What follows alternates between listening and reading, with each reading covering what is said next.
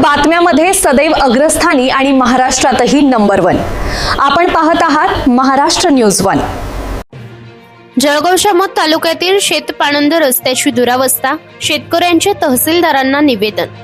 जळगाव जामोद तालुक्यातील बुरहानपूर रोड ते अहमदपूर असलगाव मार्गावरती शेती व पाणंद रस्त्याची अवस्था अत्यंत खराब झाली असून हा रस्ता मुख्यमंत्री बळीराजा शेत पाणंद रस्ते योजनेअंतर्गत तातडीने बांधून देण्यात यावा अशी मागणी शेतकरी बांधवांनी तहसीलदारांना दिलेल्या निवेदनातून केली आहे।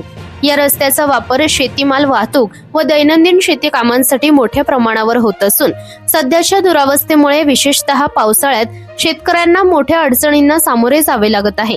प्रशासनाने तातडीने दखल घेऊन आवश्यक कार्यवाही करावी अशी मागणी यावेळी करण्यात आली आहे।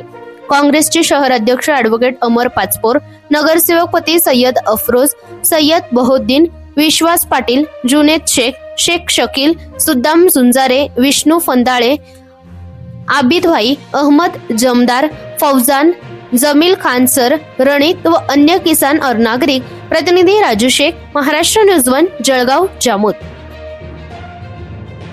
या बातमीचा व्हिडिओ तुम्हाला आवडला असल्यास व्हिडिओला लाईक करा, शेअर करा आणि महाराष्ट्र न्यूज 1 या न्यूज चॅनलला सबस्क्राईब करा। धन्यवाद।